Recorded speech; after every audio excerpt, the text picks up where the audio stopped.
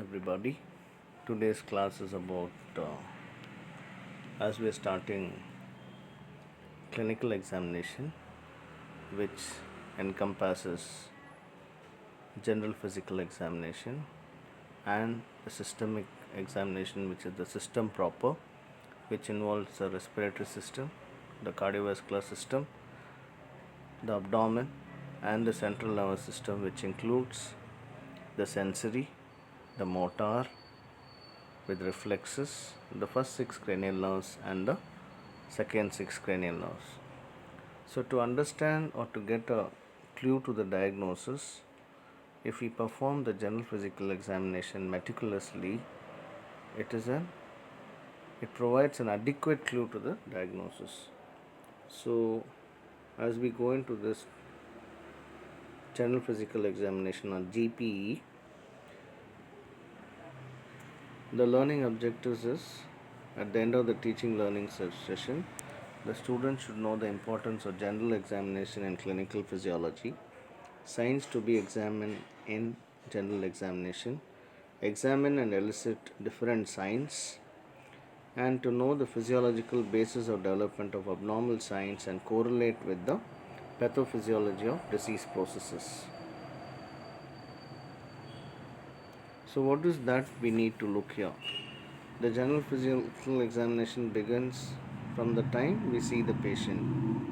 It should be done without unnecessary embarrassment and discomfort. Preferably, it should be done a good daylight. It is carried out with following headings. The first is the general appearance. You need to look for the appearance of the subject and observe whether he looks healthy, unwell, or ill. If he looks ill, assess the severity of illness, whether the patient is ill, very ill, or in distress. So, that is about general appearance. The second is about the mental state and intelligence. We need to assess the mood of the patient and should try to study the mind of the patient. This is detected by observing the way the patient describes his emotional state. An idea of patient's level of intelligence is one of the most important pieces of information is to be obtained as we discuss the symptoms and signs in the patient. This helps to determine the suitable treatment. An approximate assessment of IQ or the intelligence is obtained from the educational and occupational history and from an assessment of the general knowledge. So we should know the first one is general appearance, whether is ill or is in distress, how severe is the illness, and the mental status to know the level of intelligence and the mood and the mind. The next is the consciousness and cooperation. We need to ascertain the level of consciousness. This is assessed by whether the patient is in clear sensorium or is it drowsy or is he in a state of stupor, semi-coma and coma. If he is fully conscious, assess whether he is cooperative enough to give all information. The next is the build. Build is the skeletal structure of a person. It is assessed in relation to age and sex of the individual as compared to the normal person. It should be observed whether the patient is tall or short, lean or fat, and muscular or asthenic, where there is decreased muscle. In patients, it is more of asthenic. So, the next is when you talk about the development, it includes height, weight, and sexual development. The height is measured to find out whether the average height for that age and sex. If it's too tall or too short, details of the measurement of the span. So if you can take from the tip of the middle finger of one side to the tip of the middle finger to the other side of an outstretched upper limb. This will almost be similar to the vertical length. And the lower segment or the upper segment where it includes the crown to the symphysis, pubis symphysis, and the lower segment, the pubis symphysis to the foot should be normal. In adults, the arm span is equal to the height of the person and the upper segment is equal to the length of the lower segment. This will determine the height, how it has to be measured. The weight should be recorded preferably on an empty stomach without shoes and with minimum clothing. We need to assess whether the weight is normal for that age and sex, and if he is overweight or underweight, or whether he belongs to the overweight category. That is, we need to assess by body mass index, the height by weight. Okay. If it is more than 24.5, we need to call it as obese. So the next is sexual development. We need to assess the development of secondary sexual characteristics. In males, the secondary sexual characteristics develop between 13 to 18 years. The hair grows on the face, trunk, and axilla, and also on the pubic region. The pubic hairs develop with its upper border convex upwards and may extend to the umbilicus. There is a growth of the larynx where the voice becomes thick, and there is considerable muscular development. And they are boisterous and they like the opposite sex. In females, the secondary sexual characteristics are developing between 11 to 15 years. There is development of breast and female distribution of fat, which gives a characteristic curves of the body and which forms the carrying angle. The hair also grows on the axilla and pubis. The pubic hair exhibits an upper margin with a concave upwards. So we have come across the general physical examination, wherein we see the general appearance of the patient, whether it is healthy or ill, the mental state and the intelligence, which enhances the information to guide in the diagnosis of case, and consciousness and cooperation, which state is he in, and the build, which will tell you about the nutrition or the skeletal structure, with development including the height, with the arm span and the vertical and the horizontal, along with the upper segment and lower segment, and the weight for age and the sexual development. And we need to know the nutrition. Assessment of nutritional state of a patient is important part of general examination, which is done by dietary history and by performing physical examination including anthropometric measurement. The physical measurements include measurement of bulk of the muscle and body fat. That is behind, that is in the arm, there is something called the triceps muscle where the skin fold thickness is assessed. Or the anthropometric measurements include recording of the height and weight. So physically we are seeing the bulk of the muscle and body fat. Anthropometry includes height and weight. It is performed to ascertain whether the patient is well nourished or malnourished. The malnutrition may be due to starvation or maldigestion of food, or due to malabsorption syndrome. And finally, the skin, whether it is healthy or whether there is dryness in the skin. So as we go on to know, we go on to so we normally, when you do general physical examination, we need to take the history first, wherein we have not taken that, which includes the symptoms, history of presenting illness. Then we go on to detail of the personal history, family history, drug history, and in females it can be with relation to the females it becomes uterine history. What is the general history for a female and a male? So when you examine what is the continuation of general physical examination, now we have seen the general appearance, the consciousness, and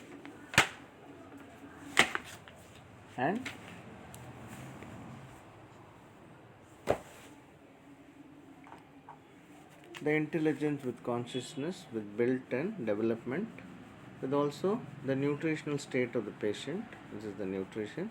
And we go into the more specific thing in general physical examination, that is PALR, which gives an idea about, we'll be dealing about PALR, icterus, cyanosis, clubbing, and lymphadenopathy with edema. There are different ways of remembering it. So pickle or pencil, but we need to know this is in the form of pickle.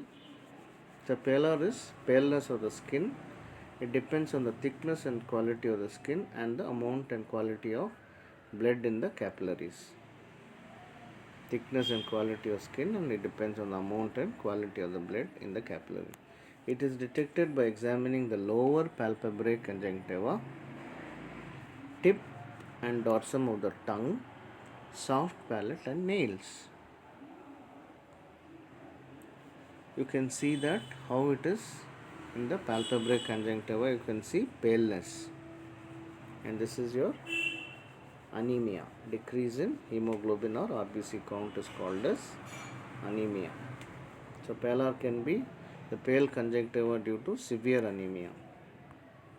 So we need to assess what degree it is. If it is 0, there is no anemia. If the pallor is 1 plus, it is mild anemia. If it is 2 plus, it is moderate anemia, with 3 plus indicating severe anemia, or depends on the mild, moderate severity based on the hemoglobin. If it is below 8, 8 to 10, 10 to 12 and above. So that is how they classify anemia. So the next thing is about jaundice. It is yellowish discoloration of the conjunctiva, skin and mucous membrane of the body due to the presence of excess bilirubin in the blood. The normal serum bilirubin is 0.2 to 0.8 milligram per deciliter. Jaundice appears clinically when bilirubin exceeds 2 milligram per deciliter. Anything between 0.8 and 2 milligram per deciliter is called as subclinical or latent jaundice. So you can see how the affinity of bilirubin towards elastin has resulted in yellowish discoloration. And there are different types: prehepatic, hepatic and post-hepatic. Prehepatic is also called as hemolytic jaundice, which is due to hemolysis, wherein you get unconjugated hyperbilirubinemia with fecal stercobilinogen and urinary urobilinogen is increased. The excess of bilirubin as urine is absent. Here the Vandenberg test is indirect positive. Whereas hepatic jaundice, which is hepatocellular due to diseases like cirrhosis or hepatitis, is associated with bleeding disorders, and both unconjugated and conjugated bilirubin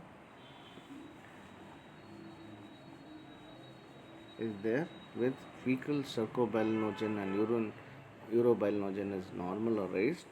It is called a biphasic reaction with Vandenberg test. Obstruction in the biliary tract is due if there is a CBD, common bile duct stones, then you can come to know what it is. If there is obstruction, the commonest is CBD, common bile duct stones, where you can see the fecal stercobilinogen and urinary bilinogen is absent. It is obstruction, so it's called obstructive jaundice. Here the bilirubin is conjugated and appears in the urine, and the Vandenberg test is direct positive. The other causes of yellow discoloration are: it can be due to jaundice, carotenemia if you take a lot of carrots, hemochromatosis, picrates and mepacrine. Carotenemia can be due to hypervitaminosis A. So the next one is, what is cyanosis? So we saw pallor. The next is cyanosis, which is bluish discoloration of the skin and mucous membrane due to the presence of a reduced hemoglobin more than 5 gram % in the blood. In the arterial blood, the hemoglobin is 95% saturated with oxygen. So 14.25 is oxyhemoglobin and only 0.75 is reduced normally. In venous blood, hemoglobin is 70% saturated. So 10.5 is oxyhemoglobin and the remaining 4.5. So the amount of reduced hemoglobin in capillary blood is 2.6 gram %. Patients suffering with severe anemia with hemoglobin content less than 5 gram % may not show cyanosis. So this is one important thing we need to understand. There may not be cyanosis in carbon monoxide poisoning because carboxyhemoglobin prevents reduction of oxyhemoglobin, and the color of carboxyhemoglobin is cherry red. So, what are the types of cyanosis? It can be peripheral, central, mixed, or differential cyanosis. Peripheral cyanosis is due to slowing of the blood flow through the tissues, thereby allowing more time for removal of oxygen by the tissues. It is due to decreased cardiac output. One example of decreased cardiac output is in heart failure, or local vasoconstriction, which occurs in extreme cold, or venous obstruction, for example, is superior or vena cava obstruction. So, SVC obstruction is very common, and increased viscosity of blood, which happens in polycythemia. So, this is peripheral cyanosis, where you can see the fingers have the reduced hemoglobin of bluish discoloration. So, this is peripheral cyanosis in the peripheries. So, central cyanosis is when the reduced hemoglobin concentration is more than 5 gram per cent due to mixing of arterial blood with venous blood, or due to inadequate oxygenation of the arterial blood. In early stages, it manifests in the palate, tongue, and inner side of the lips. In advanced stages, it appears in the different peripheral sites also. So, this is the central cyanosis in the tongue and the lips, with also the palate, whereas the peripheries was, so there is bluish discoloration. The causes for central cyanosis are due to admixture of venous and arterial blood. This occurs in right to left shunt, in which the venous blood bypasses the pulmonary circulation and directly enters into the systemic. In Fallett's tetralogy, or in pulmonary arteriovenous fistula, in PTA, in patent ductus truncus arteriosus, or transposition of great vessels. So, this is due to mixing of venous and arterial blood, or due to inadequate oxygenation of arterial blood, where low atmospheric oxygen is present, mainly in the high altitude, where the PO2 is 60 millimeters of mercury, or inadequate ventilation, which happens in the lung collapse or airway obstruction, and also due to decreased gaseous exchange through the pulmonary membrane, for example, hyaline membrane disease or respiratory distress syndrome. So, in this mixed type of cyanosis, both central and peripheral cyanosis can occur. It happens in chronic cor pulmonale due to emphysema.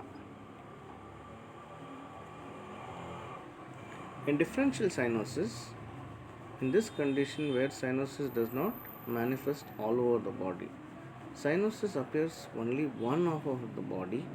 In patent ductus arteriosus with reversal of shunt due to pulmonary hypertension, cyanosis is seen only in the lower limbs. So, what is clubbing? It is bulbous enlargement of soft part of the terminal phalanges with over curving of nails both transversely and longitudinally is called as clubbing. So, how do you detect clubbing? It is diagnosed by the presence of any of the following signs, which can be nail bed fluctuation. This is the clubbing, which is a bulbous enlargement of the soft parts of the terminal phalanges with over curving of the nails. You can see how the bulbous enlargement has occurred both transversely and longitudinally. So, what are the different signs you can detect? First is nail bed fluctuation. Normally, the nail bed fluctuates very slightly. Fluctuation increases in clubbing. This is elicited by exerting light pressure over the nail base. The second one is curving of nails. In clubbing, the nails curve in both transverse and longitudinal directions. The curving is due to hypertrophy of the nail bed tissue. The third is the profile sign, where there is presence of transverse ridge at the root of the nail due to thickening of fibroelastic tissue, and this is called as profile sign. So the fourth one is Shamrod sign, when two fingers are held together between the base of the nail and the adjacent portion of the dorsum of the terminal phalanx is an obtuse angle of 160 degree. In clubbing, this angle gets obliterated. You can see there is obliteration of this angle in this figure. So very important. Distorted angle of the nail bud. This is the clubbed fingers with bulbous enlargement. The normal angle of the nail bud is around 160. In clubbing, the angle gets obliterated in the outward direction and becomes 180 or more. This is best viewed vertically from the side. This is the distorted angle of the nail bud. And you can see how the disappearance of the space occurs.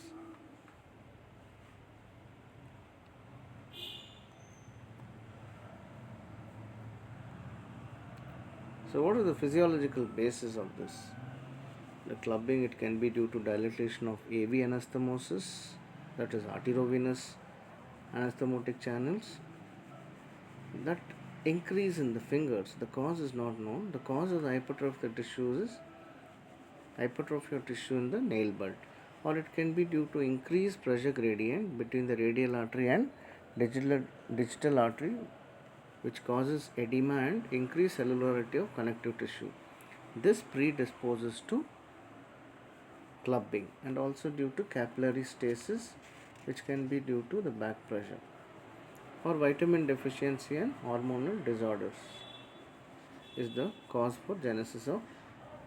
Many causes are there, like bronchopulmonary disease, like bronchiectasis, lung abscess, bronchogenic carcinoma and emphysema, cardiac disease like congenital cyanotic heart disease and subacute bacterial endocarditis, gastrointestinal disease like ulcerative colitis and biliary cirrhosis of the liver, endocrine disorders like thyrotoxicosis and acromegaly. So the degrees of the clubbing are: first degree, when only there is increased fluctuation of the nail bud. Second degree is first degree plus curving of the nails. Here in second degree, there is curving of nail is present in addition to the increased fluctuation. The third is second degree plus there is increased obliteration of the base of the angle. That is, the normal angle is 160 degrees, so it becomes 180. The fourth is third plus subperiosteal thickening. Subperiosteal thickening of the wrist and ankle bones with the presence of definite transverse ridge at the root of nails. So we have come to know the different causes and signs, and how the obliteration of the angle with bulbous enlargement has occurred, and how do we detect with there are different. One is nail bed fluctuation, curving of nails, profile sign, and shamrock with angle of the base of the angle is obliterated. So these are the causes. And what is edema? The next one. So we saw pallor, icterus, cyanosis. The next is E, which is swelling of the skin, accumulation of fluid in the interstitial space is called as edema. That is the real definition. But swelling of the skin and subcutaneous tissue due to the accumulation of free fluid in the excess in the interstitial tissue space is called edema. There are different types of edema, which is localized or generalized edema, which can be pitting and non-pitting. Edema is diagnosed by pressing against the bone and dependent parts, which leaves a pit or depression. For 30 seconds, you pit near the medial malleolus. If there is a pit which doesn't disappear, it is edema. It can be non-pitting in, as we see in filaria. So we need to know definition, types. Generalized edema in the body is called as anasarca. The common causes are it can be due to congestive heart failure and constrictive pericarditis, which are the causes for the origin is from the cardiac, or it can be due to the hepatic origin, which are due to cirrhosis and carcinoma of liver, or the nephrotic and acute nephritis due to the renal causes, anemia and hypoproteinemia, particularly the albumin deficiency. The special features and physiological basis with physiological mechanism. The cardiac edema is dependent edema. It can result due to dyspnea at rest, and it can be with the this is called as orthopnea, or if you are lying down, if you are unable to, you develop breathlessness, it's called as PND, paroxysmal nocturnal dyspnea, or if it is hepatic edema, it is prominent on the abdomen. Ascites is also one among the associated features. Whereas puffiness of the face or the lower eyelid in the morning is characteristic of renal cause. Anemia and hypoproteinemia, the edema is generalized from the beginning, and severe pallor is one of the associated features. Edema occurs due to excessive accumulation of fluid in the interstitial space, which is due to derangement of the Starling forces, the hydrostatic pressure. The main driving forces of causing filtration through the capillaries are hydrostatic pressure within the capillaries and oncotic. If the hydrostatic pressure favors filtration, whereas oncotic pressure opposes it. If these Starling forces are deranged, for example, if there is increase in hydrostatic or decrease, there is excessive filtration of fluid into interstitial space. Then normally the fluid from the interstitial space is removed by lymphatics. When excess filtration of fluid occurs, lymphatics cannot remove all the fluid and more fluid accumulates in the interstitial. This leads to formation of edema. So the physiological mechanisms can be, if it is congestive cardiac failure, it is due to decreased cardiac output, which decreases blood volume and pressure, or it also due to sympathetic activity, or in congestive cardiac failure due to failure of right ventricular, which is a backward failure, and pressure in the systemic veins increase. Whereas in nephrotic syndrome, the main cause of edema is formation of is loss of protein in the urine, which decreases the oncotic pressure, and because of which hyperproteinemia results in edema. Whereas cirrhosis, there is loss of liver tissue, hyperproteinemia, synthesis doesn't take place, and in anemia, hypoxia of the capillaries increases capillary permeability, resulting in edema formation. The next is lymphadenopathy. The neck, axilla, the inguinal region, and supratrochlear areas of both the sides should be examined thoroughly for any lymph node. Here we assess for the size and shape, consistency, mobility, and tenderness. The size of the enlarged lymph node is expressed in centimeters in its longest diameter. The surface of the enlarged lymph node may be smooth, irregular, or lobulated, and malignant lymph nodes are often irregular. Whether it is matted lymphadenopathy, which is in tuberculosis, you can come to know a diagnosis, or consistency. Lymph nodes are often elastic and rubbery, or they are firm in tuberculosis, firm and shooty in syphilis, and hard in carcinoma. The mobility of lymph nodes can be mobile or fixed. In benign condition, nodes are usually separated and mobile, whereas in tuberculosis the nodes are often mated. In malignant condition, the nodes are usually fixed to the skin and surrounding tissues.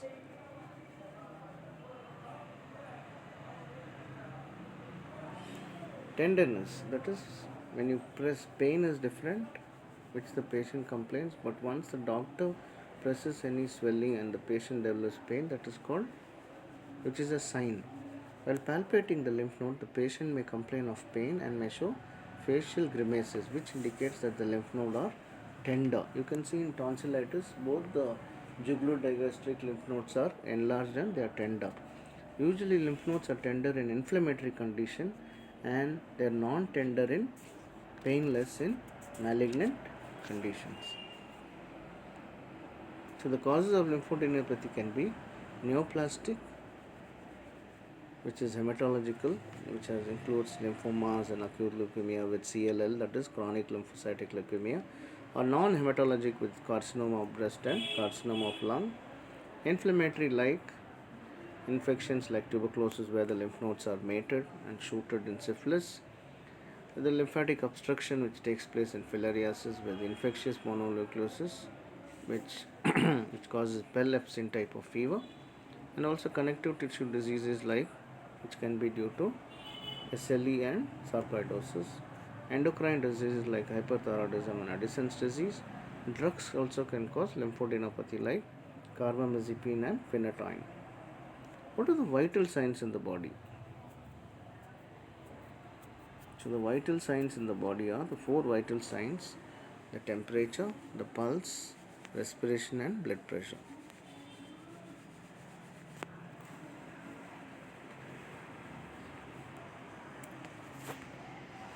Normally, the body temperature is usually recorded by using a clinical thermometer. Thermometer is placed either in the mouth or in the axilla for at least 1 minute. The thermometer can also be applied into the rectum, especially in infants and cold collapse patients, or when you're doing a cardiac surgery. The body temperature is usually expressed in Fahrenheit or degree Celsius.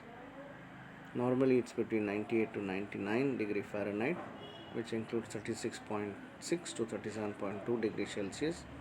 If it is more than 37.2, there is febrile, that is increase in temperature, which is pyraxia.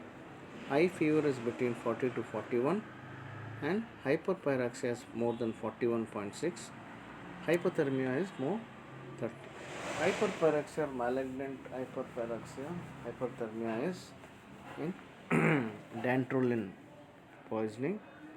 So this fever is increased with diurnal variation of body temperature of more than 1 degree or rise of temperature above the normal temperature. It can be different types. Continued fever, the temperature remains high throughout the day and at no time does it touches the baseline, and the diurnal variation of temperature is not more than 1 degree Celsius. The common causes for continued fever or typhoid: SBE, which is subacute bacterial endocarditis, where we came across the clubbing, the urinary tract infection, but here there will be chills with fever and also brucellosis and glandular fever.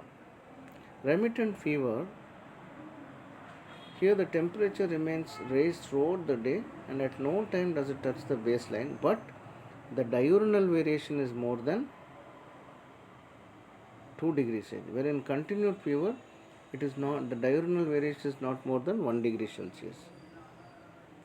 Intermittent fever is present only for several hours during the day and it remits to normal for the rest of the day. It may be quotidian or quartan. When the paroxysms of intermittent fever occurs every day, it is quotidian. Tertian is when the paroxysm occurs on alternate days, or when 2 days intervene, alternate days, and when 2 days intervene it is quartan, or irregular intermittent occurs irregularly. So the causes can be infectious, which can be bacterial, viral, rickettsial, or immunological, which includes a rheumatic fever, which is due to streptococci, or rheumatoid arthritis, which is a connective tissue disorder, and other collagen disorders, which can all fever can be due to carcinoma of any organ and leukemia, or it can be due to metabolic disorders like gout, porphyria, and Addison's disease. Physical agents like heat stroke and radiation sickness also induces fever, and there can be drug induced fever. Pulse is what we have discussed with the 3 fingers. We need to count the radial pulse for 1 minute as the subject is at rest, and examination of pulse is not only performed as part of examination of cardiovascular, but also it is done routinely in general examination as it provides information about functioning of the heart. It is palpated with 3 fingers with the patient's forearm semi-pronated and wrist slightly flexed. The pulse is examined for rate, rhythm, volume, character and condition of the arterial wall. The normal pulse is around 60 to 100 per minute. The regular in rhythm, normal in volume and character. The arterial wall is either neither thickened nor tortuous. So the next is respiration, where the rate of respiration is counted for 1 minute. It should be preferably counted when the subject's attention is distracted from his breathing. The rhythm and type of respiration is also noted. The normal rate of respiration is around 12 to 16 per minute, which can be tachypnea and bradypnea.